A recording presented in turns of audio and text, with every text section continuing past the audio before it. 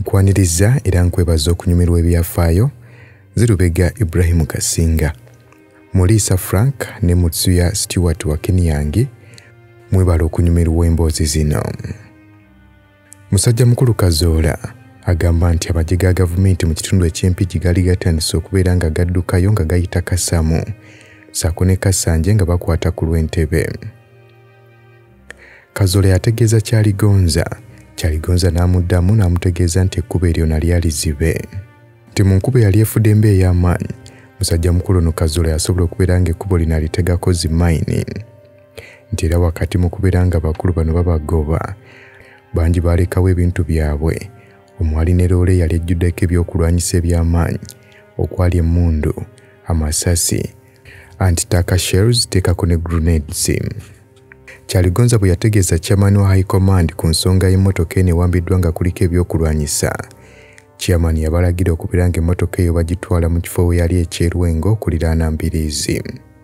Ono wano we yali atadde headquarters ze. Kazoora yakozesa ekkubo eryamubenda okudda e Kabamba bw'atyo ne yeeyongerayo okuyita ow'omu Kashansha.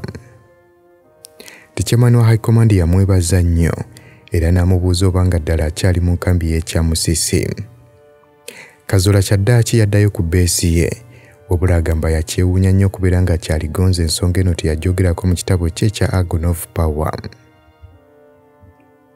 Erwengo, Kazoora yasisinkanayo Finehas Katirima eyamutegeeza nti yaliko mu kyalo ky'ewaabwe ekya Lutoma kubanga nakyo kyali kyawambibwa nga kiri mikono gy'abayeekera. Katirima yamutegeeza nti maama we ali mu kibuga Kampala gye yasigalira olutalo gye lwamukwatira nga tasobola kubeera nga asala okuyita ku lutindo lw'e Katonga kubanga abayeekera bano baali baaluziba. Kazoora yeeraliikirira nnyo nga kimanye wakati wali muntu yenna gwe baalekayo kubanga taata waabwe yali yafa ate nga baganda babalala bali bweru wa ggwanga nga maama waabwe yekka yali abeerayo. Kyaddaaki ono bw'atyo yaddayo ku headquarters ze mu kitundu ekya Bujuuko teekako n'okweyongerayo mu Buloba Trading Center wali Frontline. Ate amagye ga gavumenti gali ku Buloba College nga waliwo distance ya kilomita 1 yokka. Mu kaseera kano, Kazoora ono bwe yategeerera nti okulumba Kampala kaakati kwengedde era nga kali kaseera buseera. Kyaligonza yategeeza Kazoora nti waliwo tanka 5 eziri mu kubeera nga zidduka nga ziva ku ludda olw'omulabe nga zijja ku sayidi eno y'abayeekera gye baali. Kyaligonza yategeeza Kazoora tanka zino azireke zimuyiteko awatali kuzitataaganya, wabula bateekewo ambush basobole n'okubeera nga baŋŋanga singa babeerawo abali mu kugoberera tanka zino. Tanka bwe zaatuuka ku Buloba College, bakomanda ba zitanka zino ne bategeeza bannaabwe nti bagenda kukuba abayeekera. Bo kye baali tebamanyi nti ate bagenda kubeegattako bwegassi. Wabula bano tebaawulirayo ssasi lyonna livuga. Ne balowooza nti abayeekera baasenguse ne bagenda mu trading center y'e Buloba okubeera nga bawummulamu. Wabula kumba amazima gaali nti abayeekera baali bakoze ambush era bwe batyo ne bafubutukayo ne bakwata bulungi abantu bano. Mu October 1995 disitulikiti y'e Kabalole kyaddaaki baginunula yonna. Tiwabula okununula Kabalole eno baali bamaze kusooka kuwamba bundi bujjo. Kabalole gye baateeka gavumenti ya NRM ey'ekiseera yasookera ddala. Bino baateekayo ne ofiisi zaabwe mu kitundu ekya Muchwa, ssaako ne Abe Mukwaya nga ye yali Special District Administrator yasooka.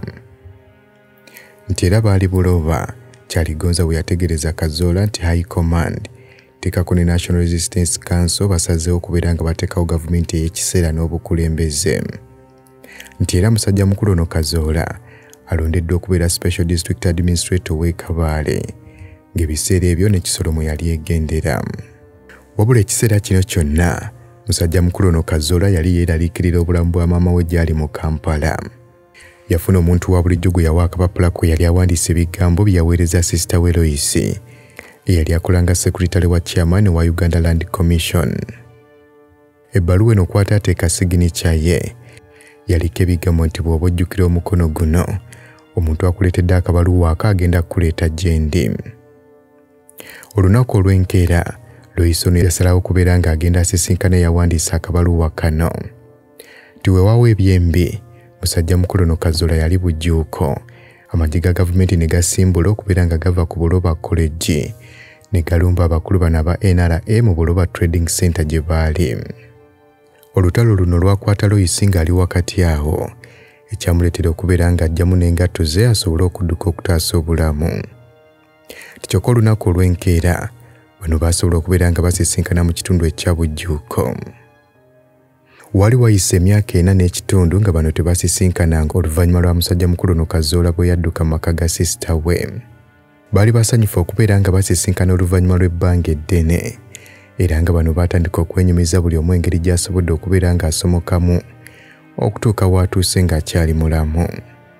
Olwo Kazoora yali ayagala nnyo okumanya embeera baganda be abalala gye balimu, era nga yali sisita we ono yamutegeeza nti ddala kituufu maama waabwe ali Kampala ng'ali ne ssenga waabwe Roda Mirama. Kazoora bano yabaweereza obubaka n'abategeeza nti bajje Bujjuuko bwe baba nga baagala okuddayo e Lutooma, kubanga naye gy'agenda okugenda mu kitundu eky'Ekabaale. Tekwali kurisikinga kw'amaanyi nnyo era nga kirowoozo kya bulabe, wabula nga yali alina okubeera ng'akikola okugezaako okutaasa maama we. Nti maama we olw'okuba yali mukazi naye mugumu, yasalawo okubeera ng'akkiriza okuyita mu kusoomoozebwa okwo, obutasula mukisa guno gumuzzaayo mu kitundu kye. Olunaku olw'enkeera maama we ne ssenga we bajja n'omusajja Kazoora gwe yali atuma. Bano bakozesa kkubo ly'e Masaka, bwe batyo ne basala ne badda ku ludda olw'ensangi, ne bakozesa ppanya okutuuka ku frontline musajja mukulu ono gye yali. Nti kyali kya bulabe nnyo, naddala ensonga y'okuba nga baali bambadde engoye ez'ekinyankole, nga kino kyali kibalabisa mangu wabula eky'omukisa omulungi tebaabalaba. Nti wabula bano baagenda okutuuka mu nkambi, baasanga Stanley Muhangi ng'ayise Kazoora ono ng'alina by'amubuulira mu kitundu eky'Emityana.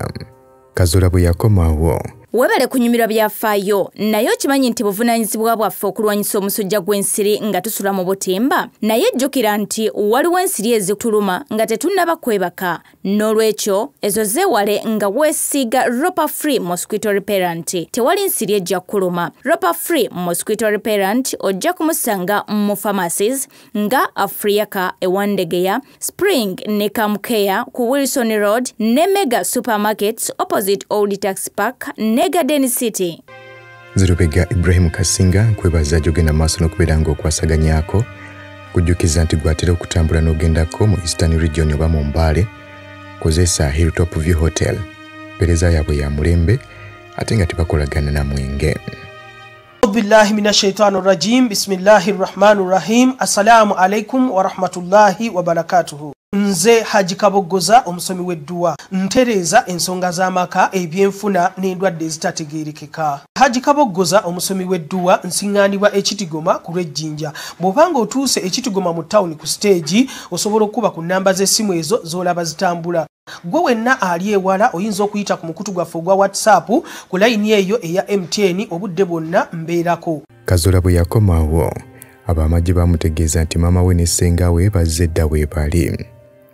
Ono yabalaba wabula ne batulika bonna ne bakaaba, nga bano baali tebakikkiriza kubanga baali baawulira dda envuuvuuma ezigamba nti omwana waabwe yafa. Maama wa Kazoora yamulagira okubeera nti amutuula ku bisambi, kyokka Kazoora n'agaana ng'agamba ayinza atya okutuula ku bisambi bya maama we ng'abasirikale baakulira balaba. Ono yasalawo okubeera ng'abajja wano we baali n'abatwala e Bujjuuko, era ng'eno baamalayo ekiro kiramba nga bali mu nnyumba y'omu ku bawagizi ba NRA. Nti omuwagizi waabwe ono yali mukadde kyokka nga n'ebintu talina bingi, era nga mu nnyumba bano baasula wansi ku biwempe. Nti mu kaseera musajja mukulu ono Kazoora we yabeerera ekyamusisi, waliwo omukyalo Omujamani gwe baali bayita Maureen Walters eyakoleranga mu kitundu eky'Emityana, era ng'ono yatwaliranga nnyo omusajja mukulu ono Kazoora ebikozesebwa. Nti Walters ono yali yeewuunya nnyo okubeera ng'omuyeekera, asobola okwogera olulimi Olungereza ssaako n'olulimi olutonotono Olujamani, n'okubeera ng'amanyi bulungi nnyo ensonga z'eggwanga n'ensi yonna okutwaliza awamu. Bano baafuukira ddala ba mukwano, era nga mu biseera ebyaddako omusajja mukulu ono Kazoora yali ayagala na kumuwasa. Tebiseera bingi nnyo Omujamani ono yakyaliranga Kazoora mu kitundu ekya Bujjuuko. Nti maama wa Kazoora bwe yajja, omukyalo ono omuzungu ye yasalawo okubeera ng'abavuga okubatwala embalala olw'ensonga nti yali alina emmotoka ekika kya Mercedes Benz Cross Country. Kazoora yakwata abakumi be babiri okwali Kabunga ne Mujulizi nga bano yali yabateekateeka bwe batyo ne bessa mu ddene okubeera nga bagenda e Lutooma. Abakulu bano nti baali balwanyi balungi nnyo era nga Kyaligonza yali tayagala ono agende nabo, wabula Kazoora yali asazeewo okubeera nga maama we amufunira abakuumi abalungi era nga ensonga lwaki abakuumi bano yabagamba batambule babasange mu maaso. Nti olugendo lwali lulungi nnyo, temwalimu buzibu bwonna era nga bano baavuga boolekera Mityana, wabula bagenda okutuuka e Kasese nga ziri mu ssaawa 3 ez'ekiro. Bano bagenda butereevu ku Margarita Hotel ng'eno gye baasanga Manya Mushega, Kahindo Otafiire teekako n'abalala. Maama wa Kazoora yayogera ne Mushega okumala ekiseera nga kiwanvu. Mushega yawulira nga maama wa Kazoora amusanyudde nnyo n'amuwa n'ekifo ky'obwakkaada. Nti era bano oluvannyuma bagenda okukomekkereza nga bakizudde nti beerinako n'oluganda. Ekiro ky'olunaku olwo bano baakimala Kasese era nga gwe mulundi ogwasookera ddala mu myaka 4 n'ekitundu musajja mukulu n'okuddamu okwebaka obulungi okufaananako ekifo kye yeebakangamu bwe yali nga mukulembeze Makerere. Olunaku olwaddako bano baavuga okwolekera Embalala era nga mu kutuuka Embalala bano baakyalako ewa Ishanyu era nga mu kutuuka Embalala bano baayitirako maka g'omugenzi Reverend Festo Kalyahwali okubeera nga babuuza ku mukyala Janet Kalyahwali eyali kazini wa maama wa musajja mukulu ono Kazoora. Bagenda okutuukayo ng'omukyalo ono mulwadde ali ku ndiri, wabula nga yabategeera era n'abasanyukira. Bwe baava awo bano beeyongerayo e Lutooma ne basooka batwala Roda Mirama mu maka ge. Olwo ne beeyongerayo mu bamusajja mukulu ono Kazoora okubeera nga bateekayo maama we. Nti kyokka bano baba bagenda n'alaba kojja we nga yaliko omukulu w'essomero nga ye Reverend Stanley Muheekera yali aganye okubeera nga amuwandiisa mu P1. Nti kyokka bwe baamulaba naye n'abalaba nga bambadde ebyambalo by'amagye yateekako kakokola tondeka nnyuma ng'alowooza nti bamagye bazze kumutta. Kazoora yava mu mmotoka asobozese okubeera nga kojja we amulaba bulungi amutegeere, wabula ate kino kyayongera kuteeka buteesi munnyo mu kiwundu kubanga musajja mukulu yayongeramu misinde. Ono okuyimirira lwali luvannyuma lwa maama wa Kazoora kubeera ng'afubutuka mu mmotoka n'aleekaana erinnya lya kojja wa musajja mukulu ono olwo kwe kuyimirira. Kyaddaaki bano baatuuka mu maka gaabwe nga maama we wabula olwatuuka yatwala butereevu musajja mukulu ono Kazoora ku ntaana ya kitaawe. Kazoora olwatuukawo naye n'atandika okubeera ng'ayimba ennyimba ezitendereza omutonzi ssaako n'okusabira taata we, wabula nga bino byonna byakolebwa nga Maureen Walters mukwano gwa Kazoora ali mu kkaaba. Kazoora agamba nti ateeka obulamu bwa maama we teekako n'obwa ssenga we mu katyabaga, wabula nga kyaddaaki yali asobodde okubatuusa. Olunaku olwaddako bano nga tebannaba kusimbula, maama wa Kazoora yamuyita n'amuzza ebbali n'amutegeeza nti tamulinaako buzibu kubeera nga mukwano gwa Maureen Walters omuzungu, wabula obuzibu bwe bujja okuva singa Kazoora ono anaawasa omukyalo ono omuzungu.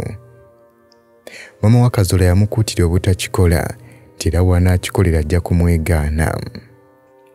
Kyaddaaki ono yaddayo e Kasese okubeerako ebintu by'omu woofiisi by'agula okwali stationery, paper clips, staples n'ebintu ebirala era bwe batyo ne beeyongerayo e Kabale ne Maureen we.